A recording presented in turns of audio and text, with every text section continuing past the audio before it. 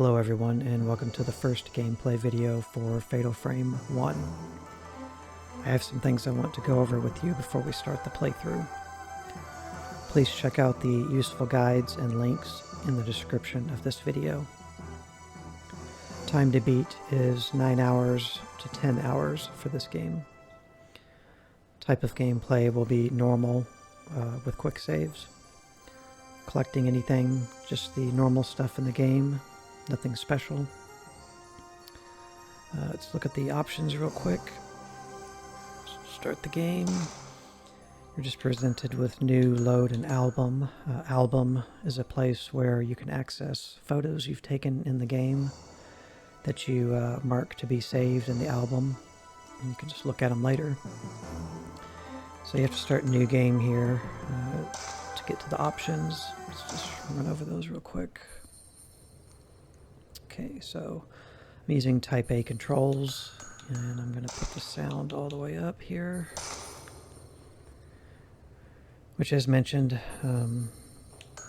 once you make the first actual save in the game, then I believe that is when it saves your options in here. So the next time you start the game, your volume should be maxed and not at the default that it was at.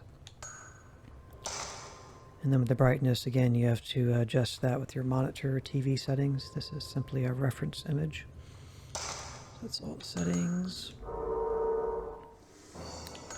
Okay, so first we'll watch the opening cutscene here, and then I'll go over game controls, UI, menus, all that good stuff. By the way, this video will be an hour long too, as opposed to my normal 30-minute video, just because there's a little bit to discuss before we really get going into the game.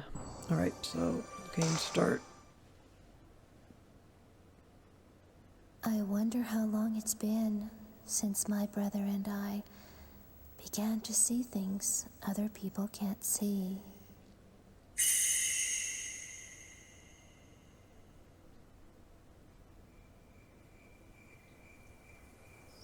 My big brother, he was so sweet and kind. He was the only one I could open up to about these visions. After our mother died, he was my only family.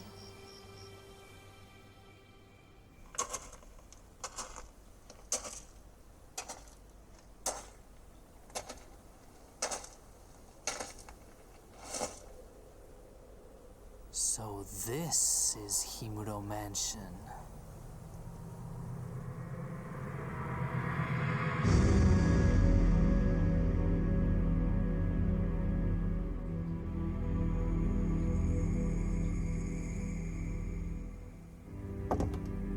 My brother was in search of someone.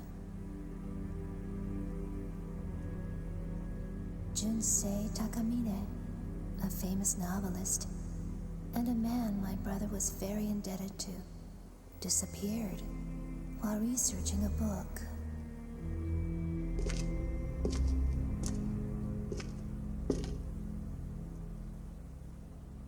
When he told me that he got a lead on Mr. Takamine's whereabouts,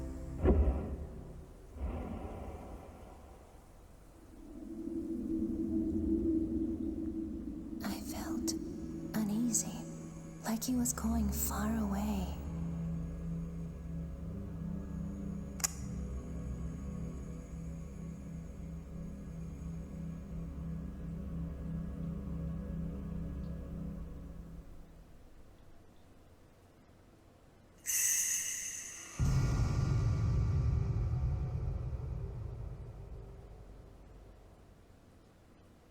The forbidden rituals of this area.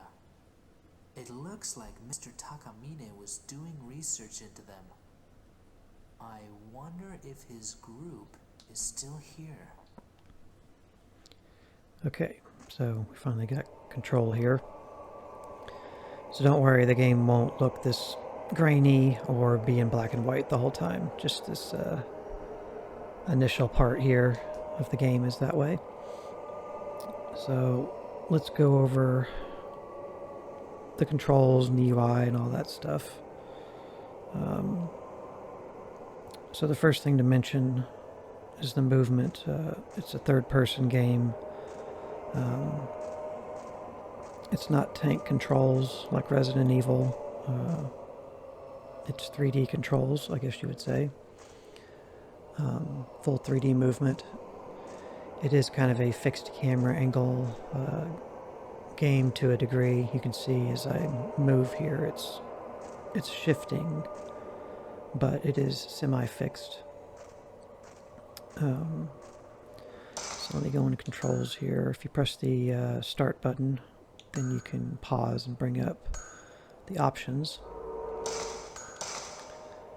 I want to show you here. So if you look where the left thumbstick is here, it says Eye View Operation, which is camera mode function. Or they call it Finder mode, but it's basically when you're using your camera. Everything in orange is camera functions, and everything in white is your normal walking around gameplay functions. So in Type A in the standard, it's called objective movement. So let me go back here.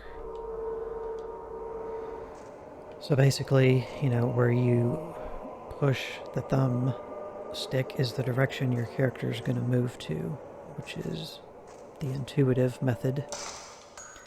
And then let me switch it here. So then if you go to Type B, it basically turns the movement from objective to subjective. Let's pick this. This one is really strange and I can't get it to function super great, but like I'm holding down here and it made him spin around and he's just kind of walking in place. If I do it again, he goes the other way. So it's like pressing down is more or less like a quick turn. And then pressing up goes in the direction that your character's actually facing. So that's what the subjective movement means. It means based on the direction your character is already facing is the way you'll move, not the way that you actually want to go, based on where your character is positioned. So it's a little hard to explain, but objective movement, regardless of the type you pick here, you're going to have 4 types with objective movement and 4 with subjective, but I recommend putting it on objective. And you can get a little overview here of the controls. I'm going to go through these within the game here, but you can see what things are. It's going to take me a little bit to familiarize myself with these controls. It's been a little while since I've played Fatal Frame, especially the OGs. Okay, so that's the 2 control movements. And as mentioned, you have a control set for the third person mode, which is this mode, and then you have a set for the camera mode.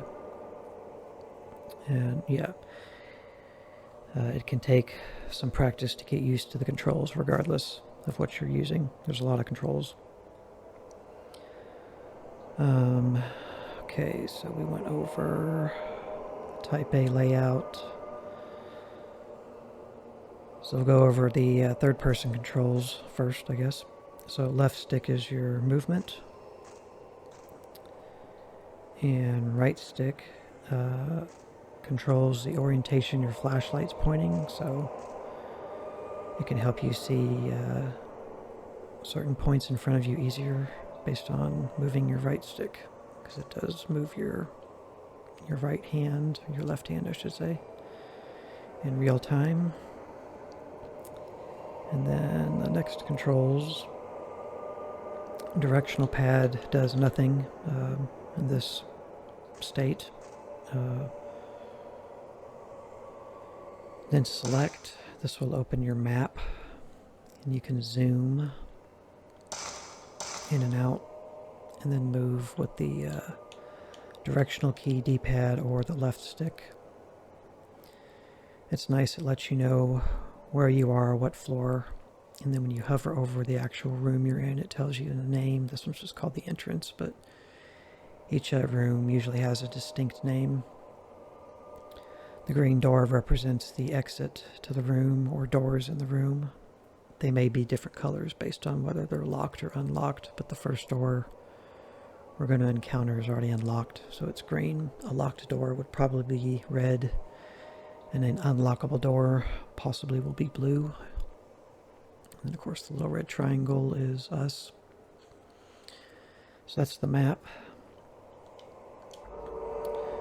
And then start, like I said, goes to the option screen, or just pauses the game. So the X key in third person is your search or interact, obtain item to interact with stuff. Square will let you run if you hold it down. Character will run. And one thing I've always really liked and wished more games would do, third-person games, is in this game you don't have to hold your thumbstick up to walk as well as the run button at the same time. You just hold the run button down and your character will move forward. So then your directional keys, your thumbstick becomes more or less a steering control, so that you just, hopefully don't bump into things. But it makes it a lot easier because then you don't have to keep that upward tension on the thumbstick to move forward. You're just holding down your square button to keep forward movement momentum. So I like that. It's cool.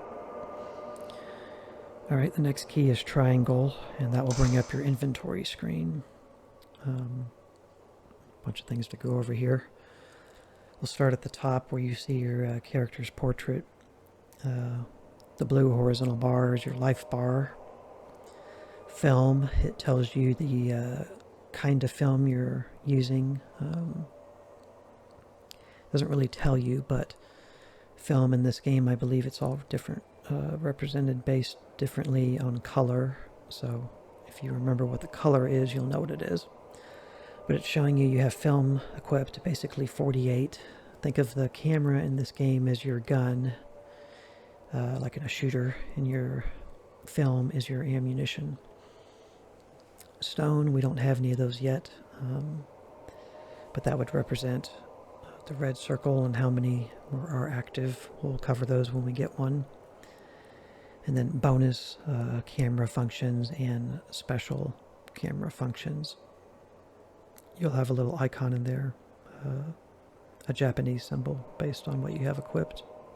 We'll cover that, like I said, as well once we get bonus and special abilities. And then also at the top right is a score. Right now we're at 0. And I'm trying to remember here.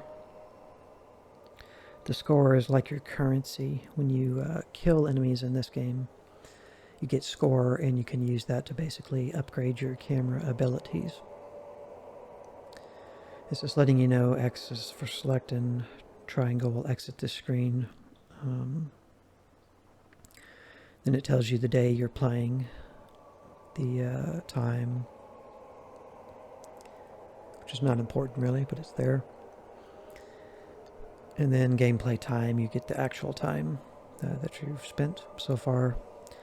Then it tells you how many photos you've taken with the camera, and then how many ghosts you've driven and or killed. And that's your play data, your player data. Then you can also access the map from here, but then you do have select as your direct keybind to do this, so quicker to do it that way. Then you can get in your items, which is your actual inventory. And we have an herbal medicine right now. We have 5. And that basically, herbal pill medicine, it restores a little energy. So it's your healing item, one of your healing items in this game. Then we got the camera. Mom left it when she died. Shows things unseen by the naked eye. And we have one of those. And then here's our film, which is type 14 film. Old beat up film. It doesn't have very strong exorcismal power. Right? Okay, so that covers the items. You can carry endless items in this game. There's no storing items like in Resident Evil. You just get what you find and it all will be in here, so that's nice.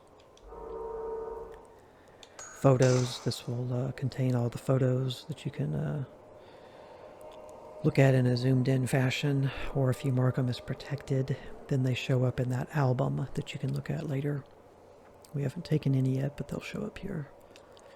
And I do believe there's a certain point, I'll just pick a random number, 20, that once you exceed 20 pictures, the game will start overwriting those 20 from, it'll start over and start deleting the oldest picture to make room for new ones. This is why you need to protect certain photos you want to keep if you'd like to put them in an album to reference later. Because of that fact, the game will overwrite them eventually. And then you have file. This will show you basically notes you pick up in the game. There's notes you can read. Not really, well, there is kind of audio logs as well to a point. But any notes you find, you can reread them here.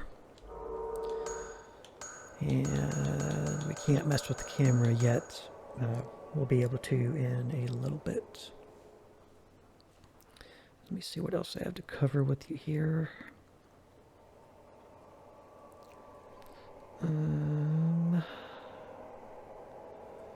Still going over the inventory. And then now we're going to finish with the controls here. Should have finished the controls first and did the inventory in a bit, but so okay, that was camera mode. Get to that in a moment. We'll get to that right now. So circle in third person will bring your camera up, and then you're essentially in like a third person mode here. The blue line over there vertically is your health bar, and then the count of film that's loaded is the number over there. The other things on the bottom, let's see, I can't really point them out because I can't show you with the mouse cursor. They'll be explained a little later what they do. You also notice the thing in this view, there's a little box down there in the corner of our screen. When you get closer to something that's important, you'll hear a little static sound. It may be hard to hear for you guys, but you can kind of hear it in the headphones. You'll hear a little static sound letting you know there's something to take a picture of. The controller will also vibrate, and then that little box down there will light up. The filament will light up, and when you get away from it, it kind of goes away. But when you're in camera view, you can also see that square at the top is represented as well. And when you back away, so it's the same thing you're seeing in third person in the camera mode.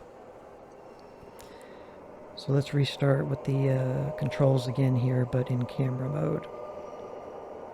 So this takes a little getting used to here. When you're in third person mode, the left thumbstick makes you move around, makes your character move around.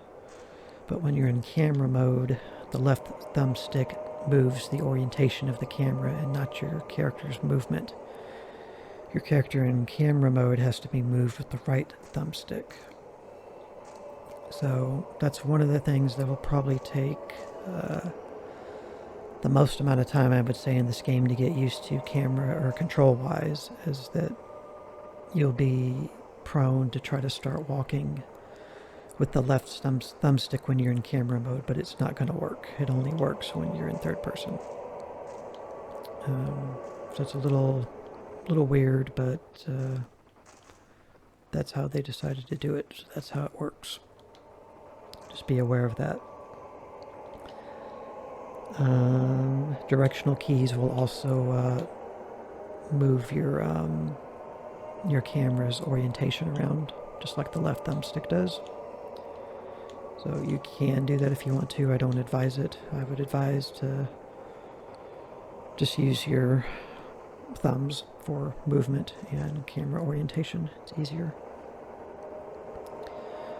So select and start will not do anything in camera mode.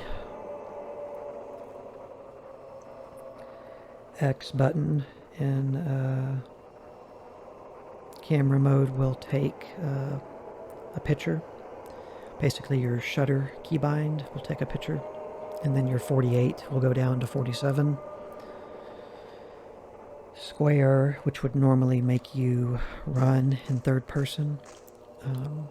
When you do this in camera mode, what it does, when you move left or right and you're spinning your camera orientation, it makes you, if you hold the run button down and you move left or right, it makes you spin the camera left or right faster. So it's like a quicker turn for camera movement, because you don't have an actual quick turn. Actually, you do. You do have a quick turn. We just haven't got to it yet. If you press square, I think it's square. Yes, spin camera. No, that's the run button. Triangle's the quick turn. So hold square and move left or right will make you spin a little quicker. And then the square will let you just do a quick turn. But you can't walk, you can't run in camera mode or move any quicker with your camera. You can just spin it quicker or a quick turn completely. So don't forget you can do these things either, because these are very, very handy as well, just for gameplay. Quick turning is super useful, because you will have ghosts appear in front of you, and then they can despawn and, appear behind you. So it's very useful to be able to do that. And then, of course, circle will holster the camera or put it away when you're in third person. So circle just goes between the two modes. Third person gameplay mode and first person camera mode.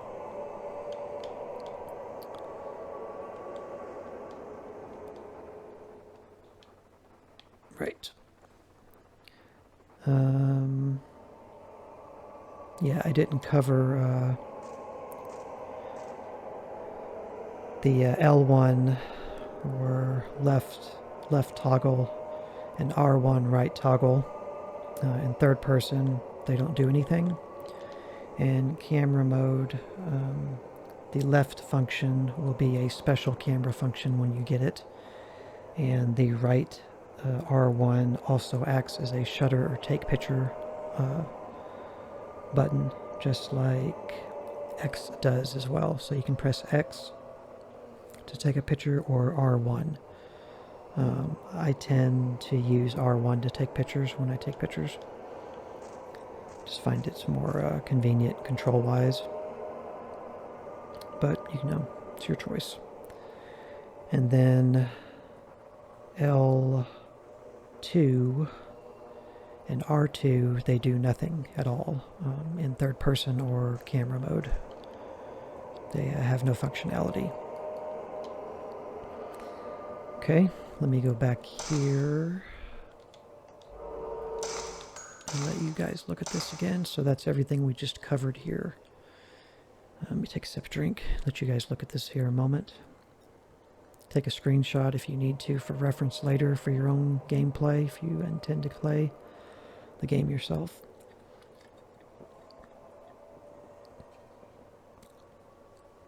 Your flashlight's always out, so you don't have to get batteries for it or nothing. You're basically using the illumination of your camera for a flashlight in camera mode, but you're always using your flashlight when you're in third person mode. And as mentioned in the config and tech of this game, the precursor videos, the UI is going to be stretched in this game. as well as like the inventory screen and everything here. You can clearly tell by the where you see the circle the camera is in, with the Japanese symbols around the border of it there. That's an oval. It should be a circle because this technically should look 4x3 with black bars on the side. So it's stretched. But in order for me to make the gameplay be widescreen, and luckily not stretched because it's proper widescreen, the negative to that is it stretches the UI. So we'll just deal with that. Is there anything else to cover here? In this video's description you will find a text document I've linked to you guys for, or on my Google Drive, that will cover camera upgrade path and puzzle solutions that you can go by in this game if you would like. We'll cover that in more detail.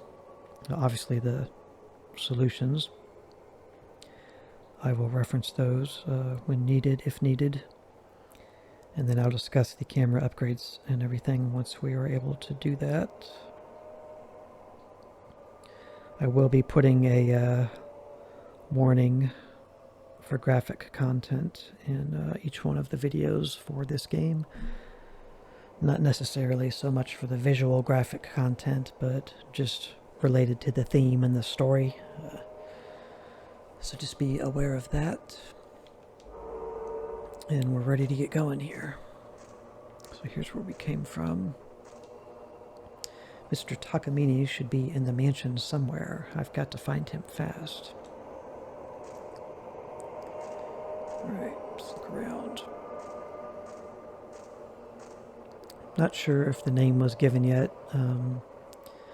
but the person we're playing is called Malfuyu, and the girl that was talking in the cutscene is his sister.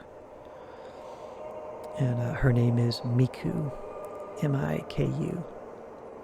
And they're brother and sister. So she knew he was coming here, and he's coming here to look for this Mr. Takamine fellow. So because our little filament down there, camera filament we're seeing, and we can also see it here, is lighting up on us, my controller is vibrating in my hand, and I hear a little distortion sound. It's wanting us to look at this and take a picture of it. Or in this vicinity. We can click here first.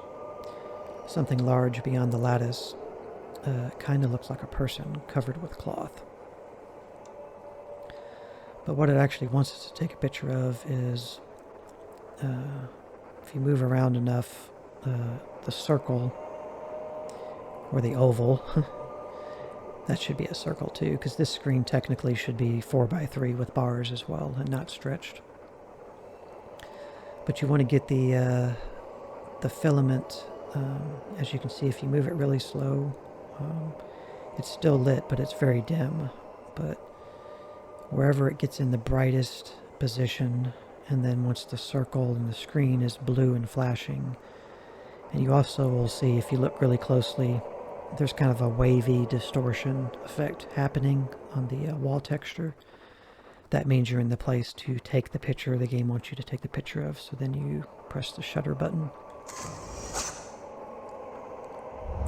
Child behind. So you can see a little shape of a child. So our number went down there. It went away. The filament's not illuminating anymore. So we can come back out. You'll have to forgive my camera movement. The camera can get a little crazy. There's not really any movement adjustment speeds that you can manipulate, so you just kind of have to deal with it. The slower you move the stick, the slower it moves, but just a little bit of pressure makes it go really quickly. So, and then of course, yeah, if you're holding the run button down, you'll make it spin quicker. And I will probably be doing quick turn from time to time, so hope it doesn't bother you guys too much. Let me look at something here. So if we go into options now and go into photo, yeah, there's 24 slots, and Once you've taken 24 pictures, then the game will go back and erase the first picture. So any picture you want to keep, just make sure you protect it by pressing circle. And so it shows us here, info, child behind is this photo, and you can see a little kid there. If you click it, you can zoom in. You can see his face with his hand and everything. Here's where you get the option to protect or delete. There's really no reason to delete any pictures, but you might want to keep it protected. And then it tells us the date, the time we took it, and the area in the entrance, and then the score. So we got 500 points for that, which you use to upgrade your camera. So it's very vital to go after these pictures and take other pictures. There's pictures of ghosts that you're going to be taking in this game. That's basically your enemy that you're going to be fighting is ghosts. And there's certain ghosts that appear, not necessarily ones that you always get to fight, but just kind of, ghosts that are just there that you can take a picture of. And they come up briefly. They might walk past, a hallway from a door to another door, And you'll have a brief opportunity to bring your camera up in camera mode and then take a picture. And when you do, you'll get a picture like this, and it'll be titled because it's a unique ghost capture picture. And you'll get points for it as well.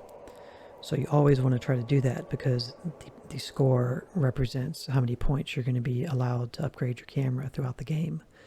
And camera upgrades are going to make things better for you, obviously. It's like upgrading a gun in a game. You're going to get more of a powerful camera in doing so. And one thing worth mentioning with these ghosts that do just pop up that aren't permanent to fight, that you get a brief opportunity. If you are facing their general direction, like if they appear in front of you real quick, but maybe off to the side, but in front of you, when you press the circle button to bring your camera up, oops, I just marked it as protected, unprotected. So let me show you here, like if we're looking here and the ghost appeared over here, but in front of us, and we press circle, you'll bring the camera up and you'll actually be facing where the ghost is so that you can quickly take a picture of it.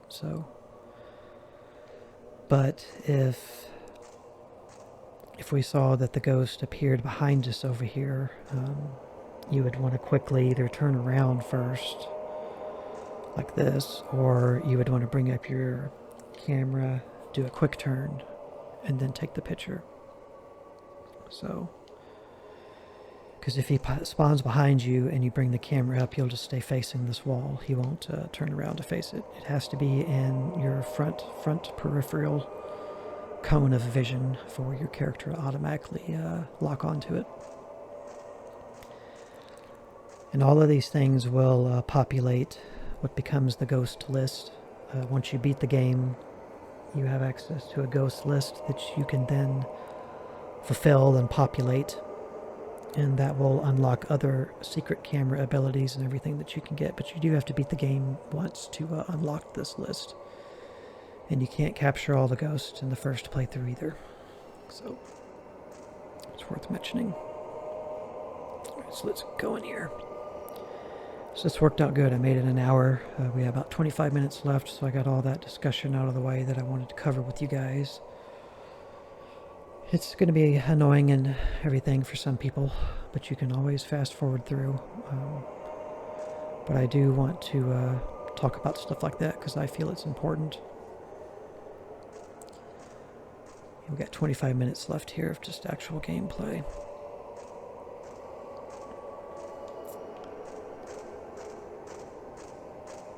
So yeah, just remember when you're running, you don't have to hold a direction to move. Just use it as a steering, like steering your character. Everything is crushed by the fallen beam, almost beyond recognition. And when you walk upstairs, you can walk up them very slowly. But but you can also run down them. And when you come at them from kind of an angle, if you're running, your character will kind of straighten himself out and then continue to run up. So, but you can get yourself in weird positions, like if you come over here a little bit and go down, he'll just keep doing that because he's kind of sliding himself there a little bit. Yeah. But once you get stuck in an animation like that, then you have to kind of fix yourself, and it can be a little weird. So yeah, don't worry, the graininess and the black and white will go away in a little bit here. There's a hole in the floor, too dark to see into. Something fell from the ceiling. Yeah, I can see the beam of the ceiling is crushed. Something fell through there. That's another really cool thing about the Fatal Frame games in general, is a huge beam has fallen from the ceiling and is blocking half of the entrance. They have descriptions for like everything, so it's really cool. You can always get information about stuff in decent detail. What's this thing? There's an angry looking mask on the wall. Okay, remember that for later. And then, like typical games in typical fashion, items you can pick up are represented on the ground.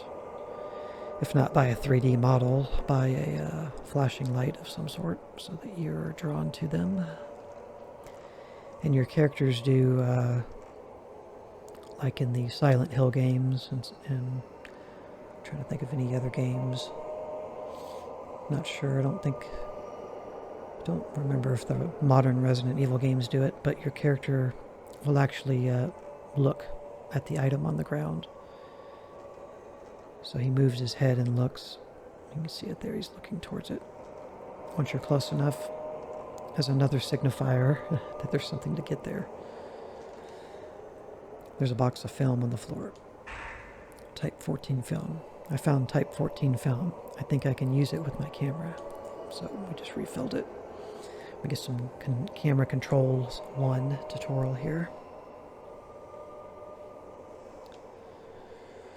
Okay, camera controls 1. While holding the camera, press circle button to take shooting stance. Well, you're not technically holding the camera at that point, but excuse me.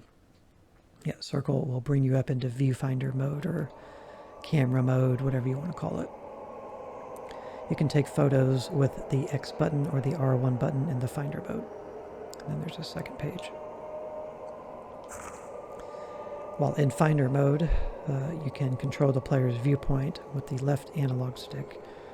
Square button moves the finder quickly. So yeah, like if you're holding the left or right thumbstick and square, and then triangle's a quick turn. Use the right analog stick to move around while in shooting stance. Enter the tutorial by selecting scraps under File in the menu. So yeah, if we go back into Menu, File.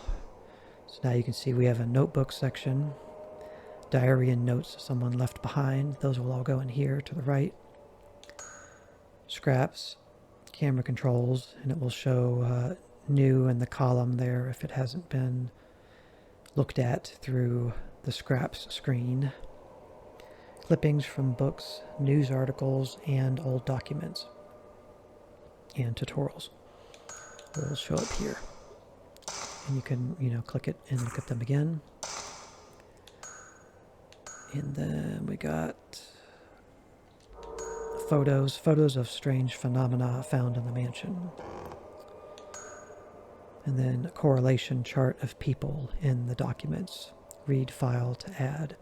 So once we get information about other people in the mansion, maybe kind of like it's kind of like a detective solving screen in a detective game that you might play, where you start correlating characters together and how they know each other and relate to each other and everything.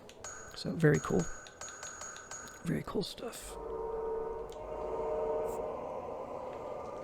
Okay, we can walk around here, I think. Yep. So I'm purposely going slow, you know, just so you can enjoy the environment. Floor textures are really blurry in this game. Wall textures seem to be slightly clearer than the floor. So over here, this is a, I guess it's a camera. It's our save location. Getting kind of hung up here. It's easy to get hung up on things in this game. Okay, yeah, there's an old camera here. It's like a really, really large one, like you would actually need to have, you know, in a stand to use. I think I can take a shot. So this is your save point. So save game data, register the photo data inside photograph into an album for them to be saved. Basically your memory card for your PlayStation. So click save game data, yes. And then we have 2 slots because I have, you know, 2 memory cards, 2 virtual memory cards essentially. We're using the first one. And you get 3 slots here at least that you can save. This first one here is just my test save for getting all this together to show to you guys here. So I'm just going to overwrite my original. And then we're saved here. The album, edit album data, register the photo data inside photograph into album for them to be saved. Edit photo, yes. So you can create a photo data here to use. I just put the child in there, for instance. Let's get out of it, delete it, exit. You can load different albums that you've saved photos to. You can make multiple albums. I really don't mess with this stuff. You know, if you're hardcore into the game and you're going for the ghost list and all that, you might want to do it. But I don't really mess with it. And then the film 14, I don't remember if you can do this in Fatal Frame 2 or 3. You possibly can, but you can do it in the first game. Pretty sure the 14 film is the lowest film. There may be a lower one, a Type 7. That may not be until other games. 14 may be the lowest for the first game. But at any rate, if your 14 film gets certain... if you get it too low, I don't know what the quantity is. Let's just say 10, for example. Once you get under 14 film, then when you come to your save station here, you can actually refill it for free. And just get not necessarily the maximum amount that you can carry, but what the game deems enough to walk around with. You know, like going to town money or lunch money for school, you know. The game is generous, so that this way you don't completely run out of ways to defend yourself. So they give you the lowest grade quality film for free if you get too low. So it's a nice, lots of thought out details. Like I said, this is a very underrated game series in the horror realm and just games themselves. That's why I'm showing it to you. And that's why it's one of my favorites. So once you save, then you can just exit. And generally, since I have the ability, because I'm emulating this, I will do a hard save as well as a quick save at the same time. And let's move a little bit and test my quick save and see if it worked. And it did. Okay. So that way, if anything happens, you know, for any reason, When I'm ready to stop videos, I can just quick save and quick load. If I'm not near a camera to hard save my game. As well, if my hard save gets corrupted or screwed up or something, then I have quick saves to fall back on. Alright, so that covers this first room. Nothing else to really see here. It does point out, you can barely see it. Can I zoom in? I am zoomed in. There's a light turquoise kind of greenish blue circle in the left corner there, and that represents the save spot. It's not super clear, especially when you're zoomed out, but that's how you can find out where the saves are when you're looking at the map. There's a broken partition screen here. And it's cool too, like, you know, certain camera shots like this gives you a great view of that hole.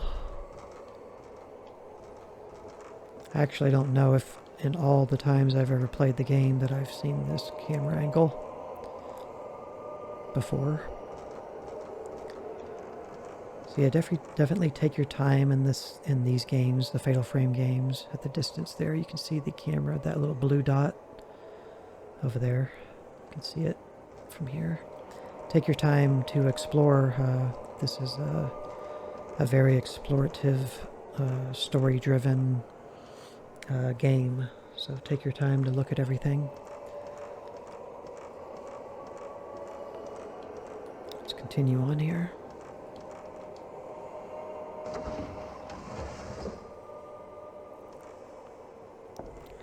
So very cool, the PlayStation, you've got sliding doors, and you have doors that have hinges and doorknobs, normal doors that you have to open, but the game would use the door opening animations to disguise the loading times, because this was a disc-based, DVD-based game, so the game would have to load the rooms, and it would use the door transition animations for the loading times, and I always thought that was kind of cool. Since I'm using this through PCSX2 emulation, I don't know that there'll be much loading times in the game, but when you're playing it on, you know, your standard PlayStation, you're going to have it. But I always thought that was cool. I knew what the game was doing, but I thought it was a pretty cool way to disguise the times. And yeah, when you come into rooms, you can, you know, use your camera to look at the ceilings and get a little broader view than you can in third person.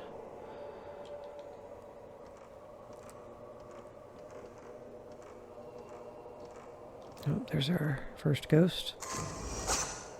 Rope hallway man. So we had 59 film, it just went to 58. So he just kind of walked by us there quickly and then faded away. We got 239 score. No. So you can see him there vaguely in between these ropes that are basically hanging from the ceiling. And they do have physics if you walk into them here. They move around. So yeah, always be ready to like bring up your camera and quick turn, you know, and line up your shot.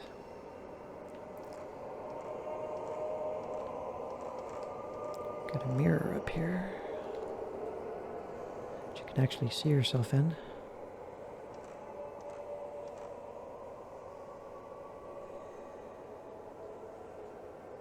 Pretty cool.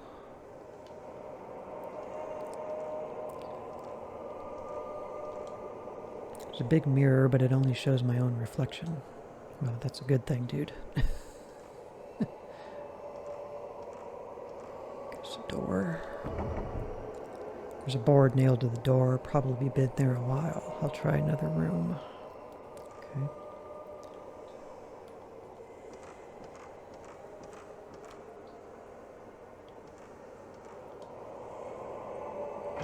There's a little load right there. So it does still do the loading, I guess, even though we're not reading it from a disk.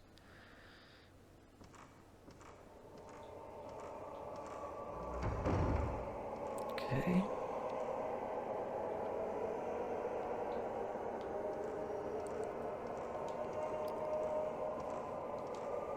There's an old suit of armor here. It doesn't seem to be just for show. It's seen some hard use. Okay. Old suit of armor. Let me do this real quick because I know it's going to happen. As soon as you walk through here, we're going to trigger another ghost, and he's going to be at an angle and above us. But since he's in our frontal cone of view, basically, we can quickly bring up the camera and take his picture. You'll see it.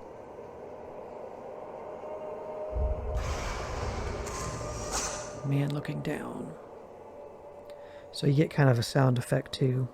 It's like, you know, bam, he's there. And then the vibration happens and you really quickly can bring the camera up and he'll be centered in the circle and then you can take the picture.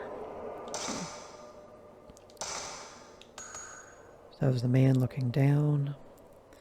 We're in the fireplace room, they're calling this. We got 279 score. I don't know if you get more score based on how quickly you take the picture, how close you are when you take it. It might have to do with how quickly you take it. Because 239 and 279 seem like an odd amount. This was a stagnant, still picture, so maybe that's why it was a even number. I don't know. I won't come in here for every picture we take, but at least if I know what the name of it was that we took, I won't do that. Okay. So my controller's vibrating right now, indicating something's close, but let's go back here a little bit.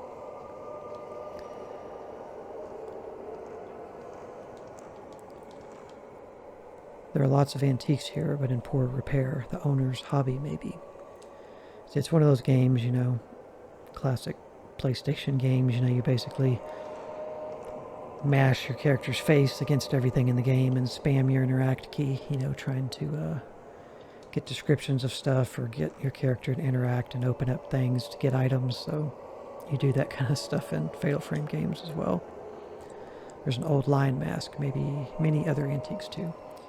Collecting was the owner's hobby, but sometimes you'll open drawers or chests and get things. So that's why I'm a little twitchy and spamming everything. Lots of antiques here. They might have been worth something at some point. Okay. Looks like a little bonsai. Is that a bonsai tree?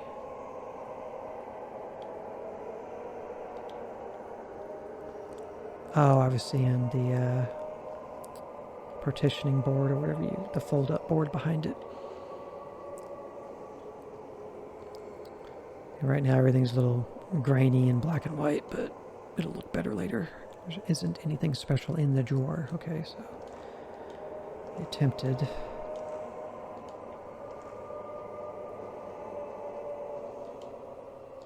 Okay, can't open nothing. So what do we got here? I think he has a comment. Dust has been disturbed around the sunken fireplace, as if it had been used recently. Okay. Oops.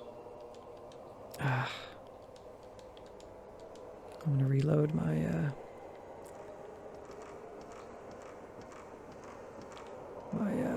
quick save that I made. Do this again. Real quick, I missed that description. I want to read it.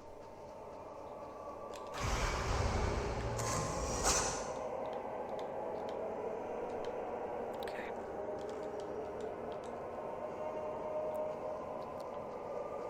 It's too quick to click past it.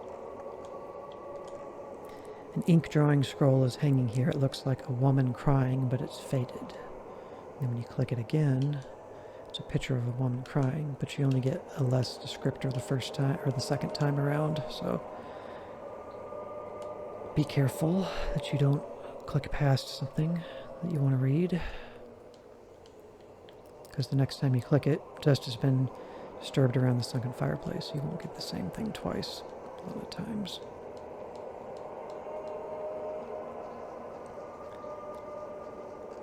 Alright, so if you come over here, see our filaments lighting up and the vibrations getting a little stronger.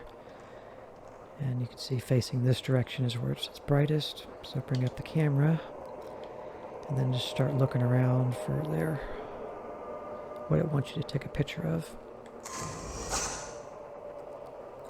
Angry man. See that pissed off face. And we'll get whatever points we're going to get for that. 500. So same as the other still image that we got. Maybe those are all worth 500. And then the actual moving around ghosts. These two guys look like the same person. They'll be worth varied points, I guess. So you see here we've taken 4 shots. We haven't driven any ghosts because we haven't actually fought any or killed any. We've got 1,504 points or score at the moment. Okay. Old books. They are about dark rituals. Did they belong to the man that lived here? The books are falling apart. I can't even read the covers. There aren't any books of real interest here. Okay.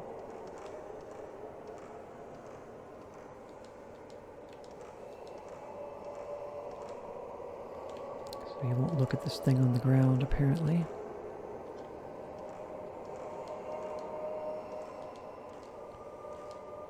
Staircase has fallen down. Yes, it has. So can't get there from here.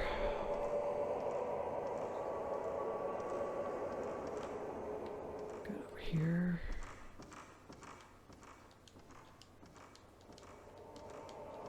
It's a screen of some kind.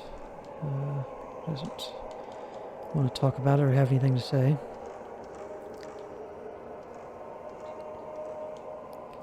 There's an old clock here. It's been stopped for a while. There are cobwebs. Well, that's unfortunate. Should we run up the stairs here?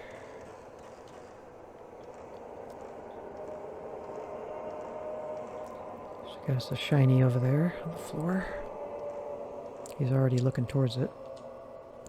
There's a broken partition screen here. Walking around. There's an old folding screen here. It might have been pretty once, but it's faded now. I'll pick this up in a minute. There's a black padlock on the door. Black, huh? Okay.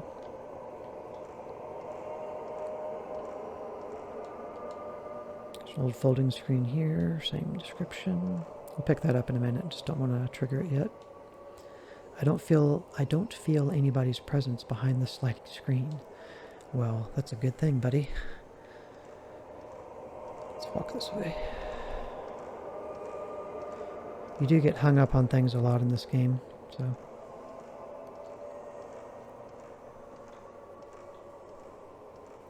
Get a little nice camera angle of the downstairs area. Nothing to really see up here.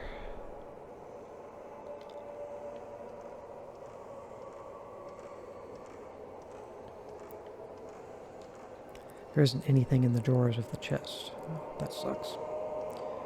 Here's the broken staircase.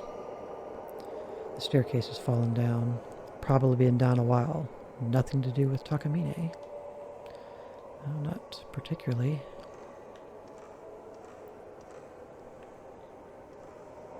Look down.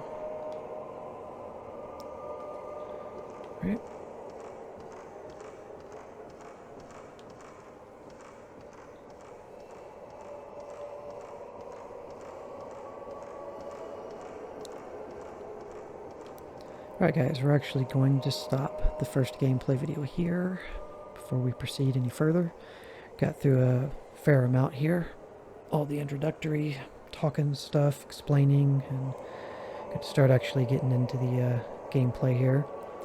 So thank you very, very, very much for watching. I appreciate it. Appreciate all you guys' views, subscriptions, and interest in what I'm doing very much. In the next video, we'll pick this item up here, get into a cutscene, and get into our first combat gameplay section. So thank you, and I will see you in the next part. Bye.